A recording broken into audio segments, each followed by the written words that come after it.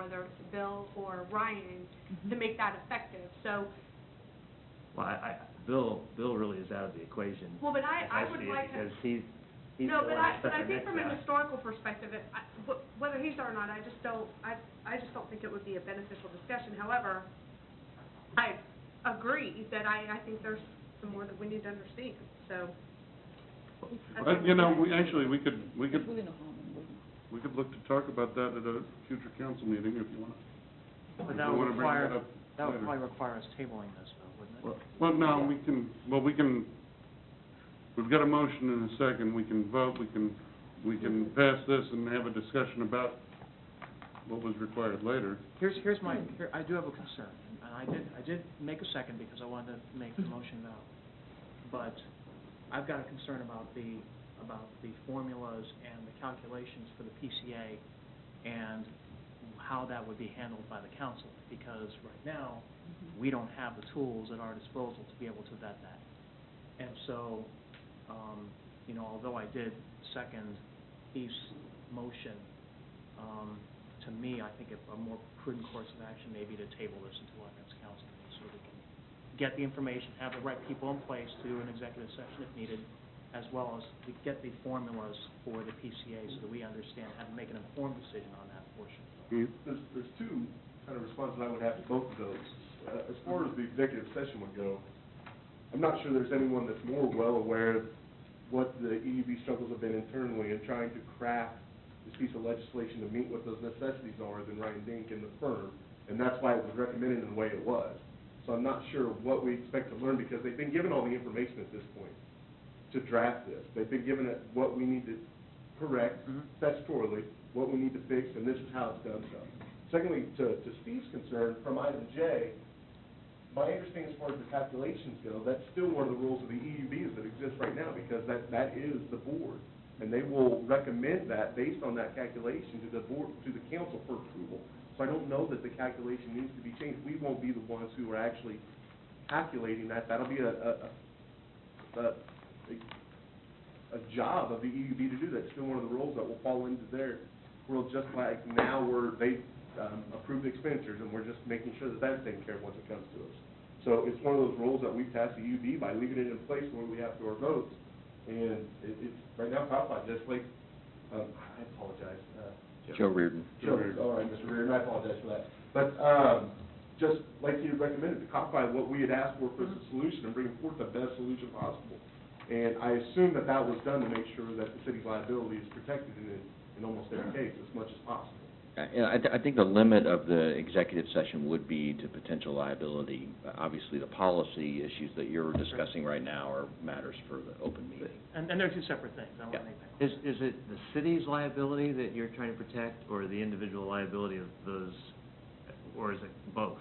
Because we could be at odds there, right? It's the city's liability. You'll act as a governing body when you approve or not approve this ordinance and take this action. So our recommendation goes to the city. However, didn't we learn in one of those, well, I guess that was regarding the bond statement, that we could face personal liability. But let me ask you this. I guess in response to Heath's statement, do you understand could you describe what this calculation is? The calculation? Yeah.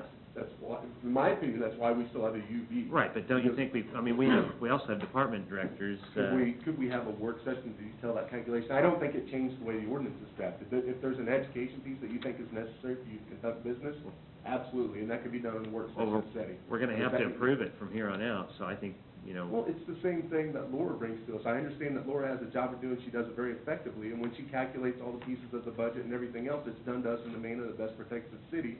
And she supports that with her work summary that says, I think the city's best interest is to approve this because we've trusted her, or any of the departments, when Jeff works on his budget, or he goes to anything, or the calculations that come into play for building up these fire rates for the summer. I don't know that equation. Right. I say, Jeff, I designate you with that job, do that job, or if you can't do it, we'll find someone that does. The same way, city attorney or the EUB, and Bill and his team, that's what we told them to do.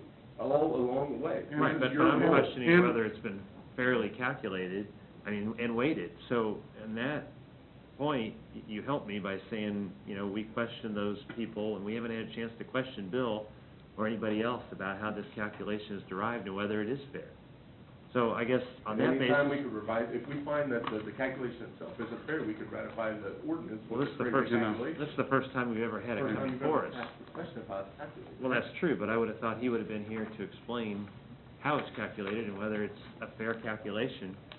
But secondly, on residential rates, paragraph B, subparagraph 2, says the following monthly rates, fees, and charges shall apply for the May, June, July, August, and September electric meter readings. I noticed that people with electric heat pay more than people without electric heat, which doesn't make any sense, because in every other municipality or, you know, you get a discount for having electric heat with, like, KCP&L, and here you actually pay more per kilowatt hour than those during the, really, during the summer months when it shouldn't matter, because Can I- there's no heat being used during the summer months. At some moment, can I interject? Okay? Sounds like you are going to, so go Yeah, ahead. please. Thank you. You know, I know I've seen you at a EUB meeting in the past. I don't know if you've been to more, but just the one? Is that correct? You've attended just I don't recall. It's probably a couple I've been to. It's a movie, you know, there's no influence that you can input into the outcome of the movie, because we're just spectators in that Yeah. process. So, So- yeah, there's But not a lot, that's- there's not a lot to do with those things. Yeah. Well, Because there isn't really much to do here with regard to the electric utility, but go ahead. Okay. What- I mean, if you're what's your through, point? Yeah. because if you're not through, I'll wait. Well, I'm just telling you why it doesn't matter how many meetings you go to, but go Okay. ahead.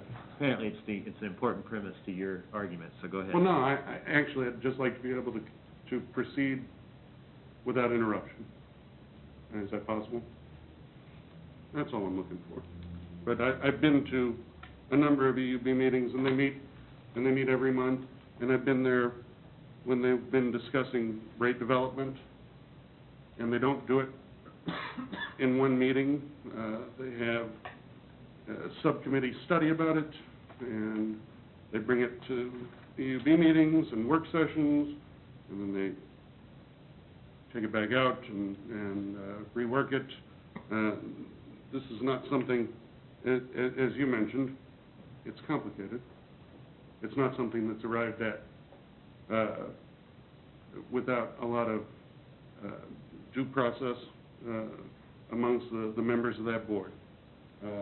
And I think everybody that's up here knows some of those members and understands how seriously they take the responsibility.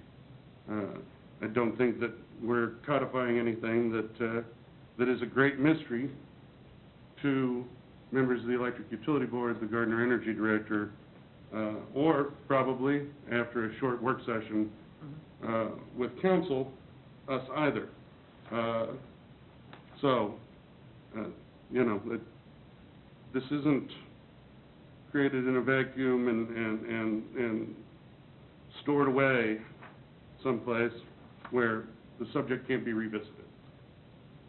Okay, well, since you have been to quite a few meetings, maybe you could explain to me why those with electric heat would get docked for the cooling needs. And I'm specifically thinking of those in the Conestoga Park area, who I think only have electric heat. There's like 867 of those units. And for some reason, not during the heating capacity months, but during the cooling capacity months, they get hit with a higher rate.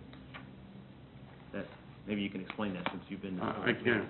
And then I also I'd like to point out that on most of the agenda items that I see for the Electric Utility Board, the words "no handout" are frequently there. So I don't know, you know, how they do business without handouts. I mean, do they use a lot of, you know, dry erase boards or something like that? What do they? I've been to the meetings and I've never seen the handouts. So I would think that something as important as rate setting would be discussed with the handout. So if you could maybe Well, find actually, those if you- answers out for me, then I maybe feel better about Well, endorsing this, but I can't Honestly, I'm not sure that there's anything that I can do that's gonna make you feel better.